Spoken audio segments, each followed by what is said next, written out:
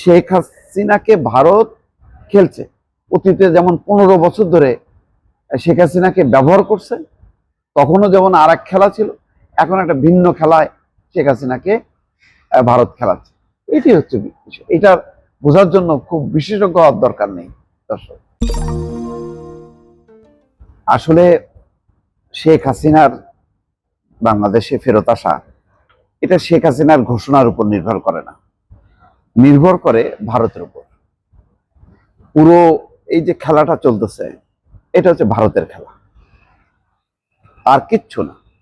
আমি এর আগেও, আমার যদি ভিডিও আপনারা এর আগে দেখে থাকেন দেখবেন, তখন আমি বলেছি শেখ হাসিনা হচ্ছে একটা উইপন, যেমন পুশিন একটা উইপন। তারপরে মনে করেন হঠাৎ করে এই পণ্য রপ্তানি বন্ধ করে দিল, যেটা বাংলাদেশের প্রয়োজন। পেঁয়াজ দরকার, না পেঁয়াজ দেবে না। চাল দরকার, চাল দেবে না। বাংলাদেশের দরকার হচ্ছে তাদের স্থলপথ দিয়ে ব্যবসায়ীরা যে রপ্তানি করবে, না, সেটা বন্ধ। এগুলি হলো চাপ প্রয়োগের কৌশল। কৌশল হচ্ছে এই যে ভারত এখনো ঘোরের মধ্যে আছে। তারা চায় যে আগের ফরম্যাটে বাংলাদেশ যাতে নমনীয় থাকে, এবং ভারত যাতে বলতে পারে না, বাংলাদেশ আমাকে ছাড়া চলে না, এবং আমার প্রতি অনুগত, সে চীনের প্রতি না, আমার প্রতি। এবং দেখেন ঝামেলাটা কখন শুরু হলো এবং এই ঘোষণাটা কখন আসলো। যখন প্রধানমন্ত্রী চীন সফর করলো, তার পরপর দুইটা ঘটনা ঘটছে, খেয়াল করেন। একটা হচ্ছে পুশিন তৎপরতা বেড়ে গেছে। এখন কি আছে? টুকটাক একটা দুইটা পুশিন আছে, কিন্তু পুশিনের তৎপরতা তখন বেড়ে গেল যে বাংলাদেশকে অস্থির করার জন্য। বাংলাদেশ ঠান্ডা মাথায় সেটা হ্যান্ডেল করছে। তারপরে কি হলো? তারপরে হঠাৎ করে হাসিনা রয়টার্সকে সাক্ষাৎকার দিয়ে বলল যে সে ডিসেম্বরের মধ্যে ফিরবে। তাদের নেতাদের উপর জেল জুলুম হচ্ছে, মুলুম হচ্ছে, কিচ্ছু না। যদি সেই ধরনের আওয়াজ হতো তাহলে তো তিনি যাইতেন না, অথবা তখনই ঘোষণা করতেন যে আমি 2 মাসের মধ্যে আসতেছি। কারণ তখন আসলেও যা, এখন আসলেও তাই। বিচারের হাত থেকে তো রেহাই নেই, তাই তো? তাহলে তখন বরং আওয়ামী লীগের নেতা কর্মীদের ঘর বাড়ি জ্বালানো হয়েছে, পোড়ানো হয়েছে, সত্য।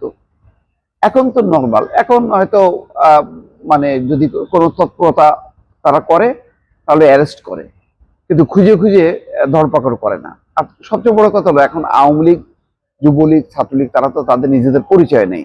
তারা এখন ভিন্ন পরিচয়, তারা এমনি এখন ব্যবসায়ী, কেউ নানা পেশার মধ্যে চলে গেছে। কেউ বলে না যে আওয়ামী লীগ, এইটা বলার সাহস কারণ নাই। তাহলে হঠাৎ করে এরকম সময়ে এটা বলার অস্থিরতা হলো এই যে আওয়ামী লীগ, ভারত এটা খেলছে। যেমন শামা ওবায়েদ গতকালকে বলছেন যে শেখ হাসিনাকে ফেরাতে ভারতের সদিচ্ছা প্রয়োজন। আসলে ভারতেরই সদিচ্ছা প্রয়োজন।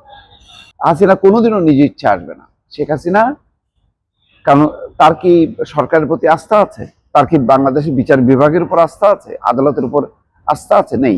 সে জানে সে তো অপরাধ করছেই, তাহলে তার নিয়ম অনুযায়ী শাস্তি হবে।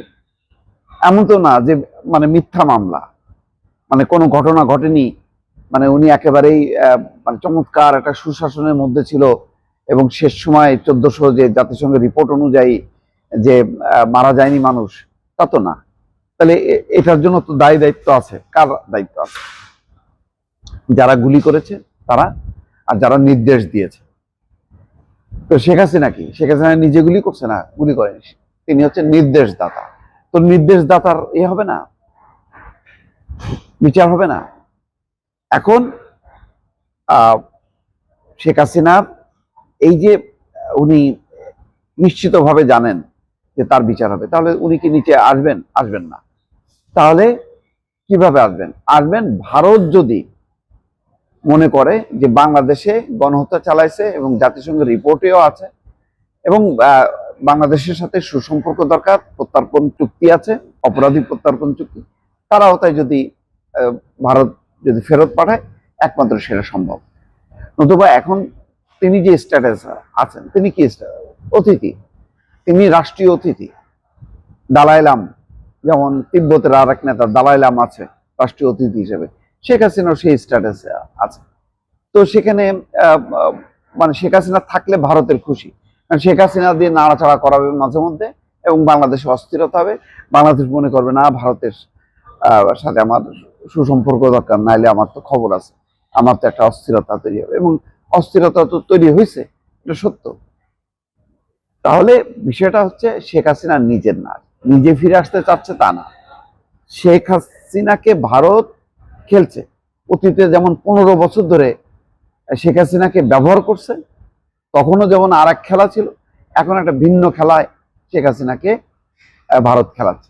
এটি হচ্ছে বিষয়। এটা বোঝার জন্য খুব বিশেষজ্ঞ হওয়ার দরকার নেই দর্শক।